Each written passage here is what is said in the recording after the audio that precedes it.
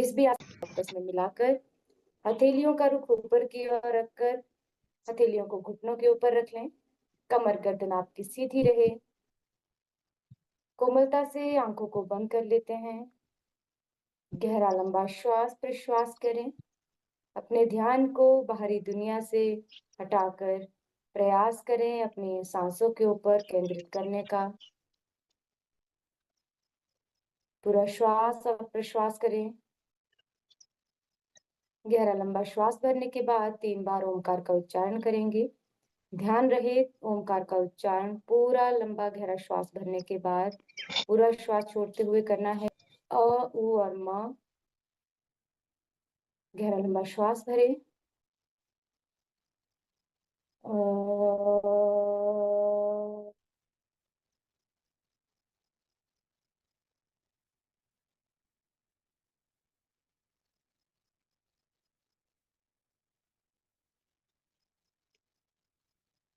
पुनः गहरा लंबा श्वास अंदर भरते हैं।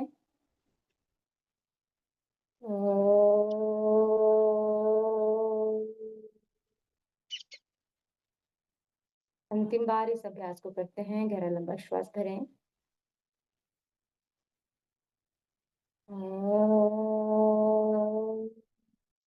यहीं से दोनों हथेलियों में नमस्कार मुद्रा बना लेते हैं और रखते हैं हथेलियों को वक्ष के सामने। प्रार्थना के लिए ओम संगच्छध्वं संवदध्वं संभो मनांसि जानताम् देवा भागं यथा पूर्वे संजानान उपासते संजानान उपासते। अर्थात हम सब मिलकर चले, मिलकर आगे बढ़ें व अपने पूर्वजों की भांति ही अपने कर्तव्यों का पालन करते रहें। दोनों हथेलियों के बीच में घर्षण करते हैं। हथेलियां गर्म हो जाने पर अपनी हथेलियों को रखते हैं अपनी आंखों के ऊपर और कोमलता से हथेलियों के मध्य में अपनी आंखों को खोल लेते हैं। यहीं से चलते हैं अगले अभ्यास की ओर, सूक्ष्म व्यायाम। सूक्ष्म व्यायाम के लिए सर्वप्रथम अपने स्थान पर खड़े हो जाएंगे। दोनों पैरों के मध्य में अपने कंधों के समान दूरी बनाएं। शिवांशी, अपने फोन में ऑटो रोटेशन ऑन कर देना बच्चे। तब तक हम स्थिति को लेते हैं। दोनों पैरों के मध्य में 1 से 2 इंच दूरी बना सकते हैं। दोनों हथेलियों को बगल में रखें। कमर गर्दन सीधी रहे। दोनों हथेलियों को ले जाते हैं कमर के ऊपर, अंगुलियां आगे की ओर, अंगूठे पीछे की ओर। ग्रीवा शक्ति विकास के लिए श्वास भरते हुए अपनी गर्दन को ऊपर की ओर ले जाएं। श्वास छोड़ते हुए गर्दन को नीचे की ओर झुकाते हुए ठुड्डी को कंठकूप के साथ स्पर्श कराने का प्रयास करें। ध्यान रहे यदि सर्वाइकल स्पॉन्डिलाइटिस की समस्या है तो गर्दन को आगे की ओर ना झुकाएं। श्वास प्रश्वास के साथ इस अभ्यास को दोहराते हैं 2 से 3 बार।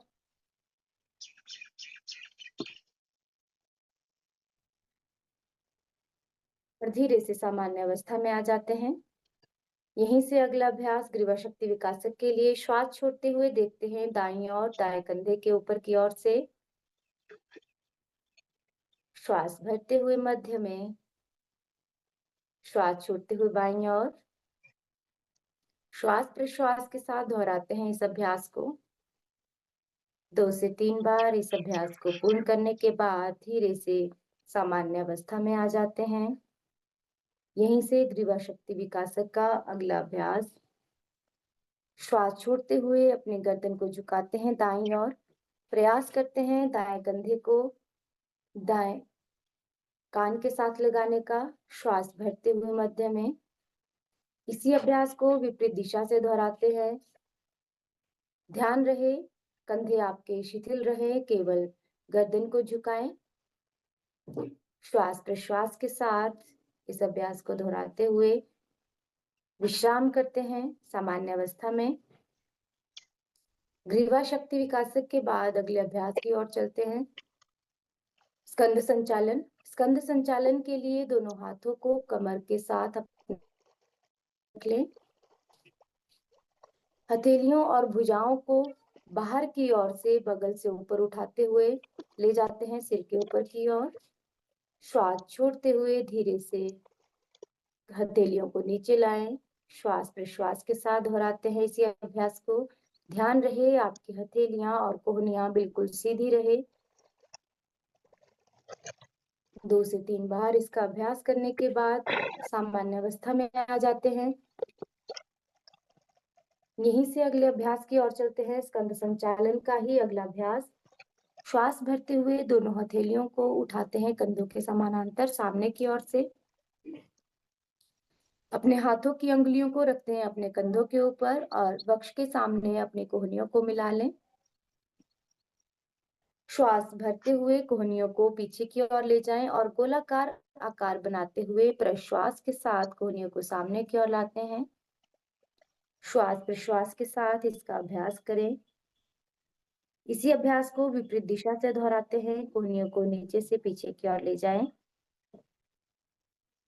ध्यान रहे जब आप अभ्यास करते हैं तो गर्दन को सामने की ओर रखें, गर्दन को नीचे ना झुकाएं ताकि इसका पूरा लाभ मिल सके।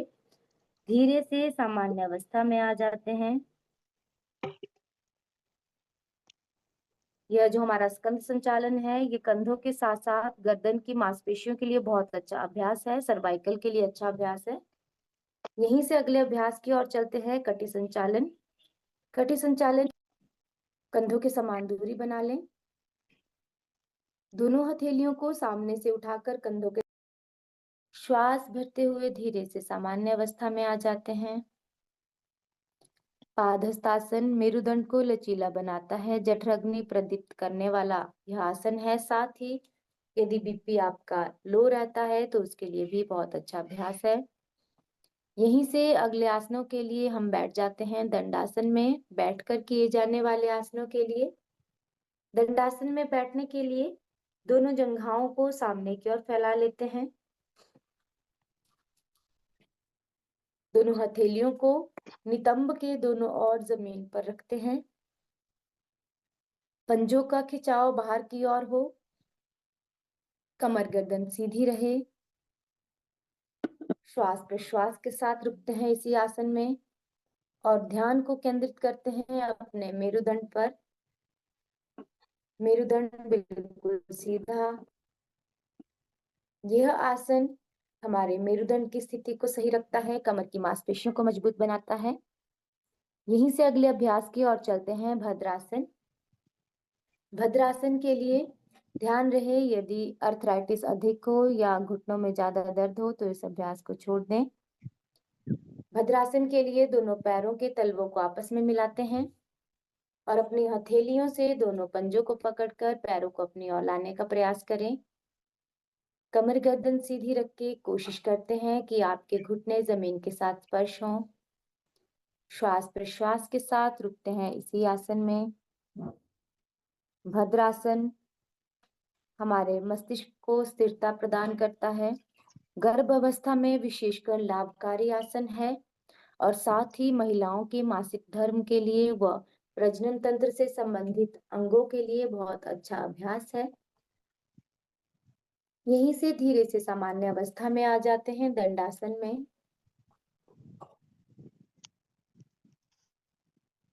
अगला अभ्यास वज्रासन का है। वज्रासन के लिए भी ध्यान रहे यदि बवासीर की समस्या है, घुटने ज्यादा दर्द है तो इस अभ्यास को छोड़ दें। वज्रासन के लिए दाएं पैर को मोड़कर लाते हैं दाएं नितंब के नीचे और इसी प्रकार से बाएं पैर को रखते हैं बाएं नितंब के नीचे। ध्यान रहे एड़ियों के बीच में आप नितंब को टिकाकर बैठेंगे और हथेलियों को घुटने के ऊपर रख लें। कमर गर्दन सीधी रखें, आंखों को बंद कर सकते हैं। यह एक ध्यानात्मक आसन भी है, साथ ही हमारे शरीर के लिए बहुत अच्छा अभ्यास है। हमारे पाचन शक्ति को मजबूत बनाता है। भोजन के उपरांत इस अभ्यास को अवश्य करना चाहिए। जंघा और पिंडलियों की मांसपेशियों को भी मजबूत बनाने वाला यह आसन है। यहीं से वज्रासन से अगले अभ्यास की ओर चलते हैं। अर्ध उष्ट्रासन के लिए। अर्ध उष्ट्रासन के लिए सर्वप्रथम हम अपने घुटनों और पैरों के बल खड़े हो जाएंगे। हर्निया या फिर अर्थराइटिस या अल्सर जैसी समस्या हो तो इस अभ्यास को छोड़ दें। अर्ध उष्ट्रासन के लिए दोनों हथेलियों को रखते हैं अपनी कमर के ऊपर, अंगुलियां आगे की ओर, अंगूठे पीछे की ओर। कोहनियों को पीछे से मिलाने का प्रयास करते हैं। श्वास भरते हुए धीरे से कमर गर्दन को पीछे की ओर झुकाएं। श्वास प्रश्वास करते रहें, आंखें खुली रहे, जितना संभव हो उतना झुकें और धीरे से सामान्य अवस्था में आ जाते हैं वज्रासन में ही। अर्ध उष्ट्रासन पीठ की मांसपेशियों के लिए, गर्दन की मांसपेशियों के लिए बहुत अच्छा अभ्यास है। साथ ही साथ हमारे फेफड़ों की कार्यक्षमता को भी बढ़ाता है। यहीं से चलते हैं अगले अभ्यास की ओर, शशांकासन। शशांकासन के लिए वज्रासन से ही दोनों घुटनों के मध्य में दूरी बना लें। दोनों हथेलियों को जमीन पर घुटनों के मध्य में रखते हैं। श्वास छोड़ते हुए धीरे से अपनी भुजाओं को सामने की ओर खींचे और प्रयास करें अपनी ठुड्डी और छाती को जमीन के साथ स्पर्श कराने का। श्वास प्रश्वास के साथ इस आसन में रुकते हैं। यह एक आरामदायक आसन है। माइग्रेन की समस्या के लिए बहुत अच्छा अभ्यास है। कब्ज जैसी समस्या के लिए अच्छा अभ्यास। Incoming call from Bikash CC Sir identified by Truecaller.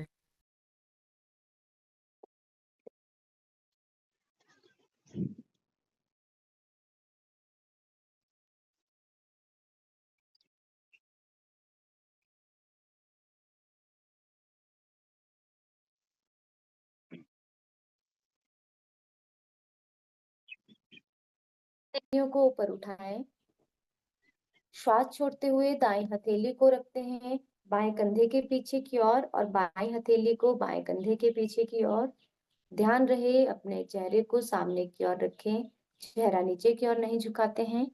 श्वास प्रश्वास के साथ इसी आसन में रुकते हैं।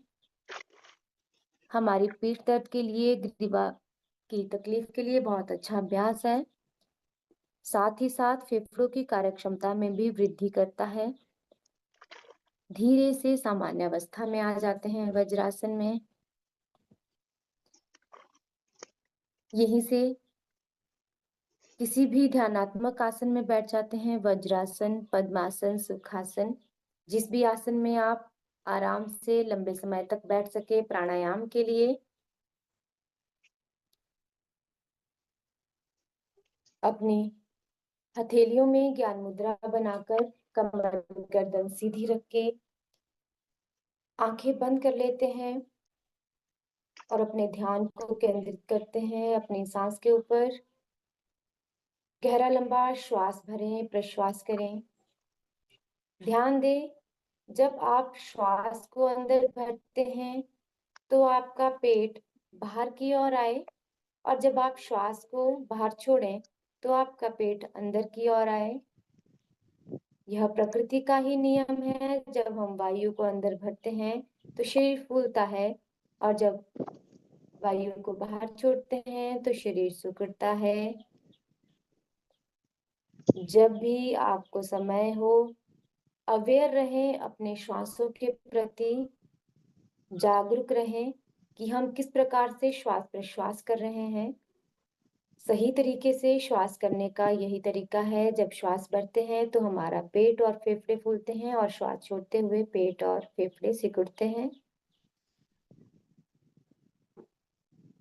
यहीं से चलते हैं अगले अभ्यास की ओर, कपालभाति। कपालभाति के लिए ध्यान रहे, यदि बीपी हाई है, हर्निया, अल्सर या हाल ही में पेट की सर्जरी हुई हो तो इस अभ्यास को ना करें। कपालभाति के लिए ध्यान दें, आपको केवल श्वास झटके के साथ छोड़ना है और पेट को अंदर खींचना है। प्रश्वास स्वतः ही हो जाता है और इस अभ्यास को 1 सेकंड में एक बार दोहराना है। शुरू करते हैं 10 से 20 बार इस अभ्यास को। श्वास झटके के साथ छोड़ते हैं।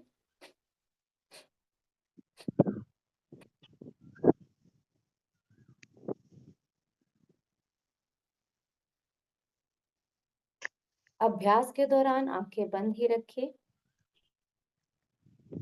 10 से 20 बार। जब ये अभ्यास पूर्ण हो जाए, गहरा लंबा श्वास अंदर भरें और प्रश्वास सामान्य रूप से श्वास प्रश्वास करते रहें। कपालभाति हमारे कपाल की शुद्धि करने वाला, मस्तिष्क की शुद्धि करने वाला, साथ ही हमारे शरीर में कफ के संतुलन को बनाने वाला यह क्रिया है और साथ ही पेट की चर्बी को भी कम करता है। यहीं से अगले अभ्यास की ओर चलते हैं, अनुलोम विलोम। अनुलोम विलोम के लिए दाएं हथेली को ऊपर उठाते हैं और दाएं हथेली की तर्जनी उंगली और मध्यमा उंगली को रखते हैं अपने अंगूठे के मूल में। इसके बाद दाएं अंगूठे को रखें दाएं नासिका के ऊपर और बाईं नासिका से गहरा लंबा श्वास अंदर भरते हैं और बाईं नासिका से प्रश्वास, बाईं नासिका से ही श्वास को अंदर भरें। बाईं नासिका से श्वास को बाहर छोड़ें। जिस नासिका से श्वास को बाहर छोड़ रहे हैं, उसी नासिका से हमें श्वास को अंदर भरना है और श्वास को भरने के बाद विपरीत नासिका से श्वास को बाहर छोड़ना है। धीमा और गहरा लंबा श्वास प्रश्वास करें, इतना धीमा और गहरा कि साथ में बैठे हुए भी व्यक्ति को ना सुनाई दे। अनुलोम विलोम ईड़ा और पिंगला दोनों नाड़ियों में प्राण के प्रवाह को समान बनाता है। ईड़ा पिंगला, दायां और बायां स्वर। आसान शब्दों में आप दाईं नासिका बाईं नासिका समझ सकते हैं। अनुलोम विलोम हमारे मन को भी शांत करता है, शरीर में कफ की मात्रा को समान बनाता है।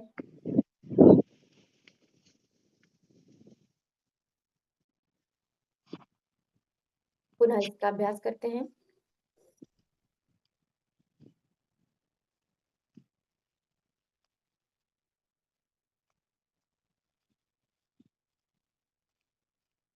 गर्मियों के लिए बहुत अच्छा प्राणायाम है। हमारे शरीर को ठंडक प्रदान करता है, शरीर में शीतलता रखता है। यदि गर्मियों में अधिक प्यास लगती है या फिर नाक से खून आने की समस्या है, तो इस अभ्यास को अवश्य करें। दिन में 4 बार 5 बार आप अभ्यास को कर सकते हैं। हमारे मन को शांत भी रखता है यह प्राणायाम। अनिद्रा और आलस्य जैसी समस्या को भी दूर करने वाला यह प्राणायाम है। यहीं से अगले प्राणायाम की ओर चलते हैं, भ्रामरी प्राणायाम। भ्रामरी के लिए एक बार सुन लेंगे ध्यान से। हमें 3 अंगुलियों को रखना है आंखों के ऊपर और तर्जनी अंगुली को अपने भौं के ऊपर और अपने अंगूठों से कान के पुटों को बंद कर देना है। जो हमारी इंद्रियां बाहर की ओर है, उनको बंद करके हमें पूरा ध्यान देना है अपने मस्तिष्क पर। पूरा श्वास भरना है और प्रश्वास करते हुए मकार का उच्चारण करना है। ध्वनि आपको महसूस होगी जिस प्रकार भवरे की गूंज होती है। 3 बार इस अभ्यास को करते हैं। शुरू करें।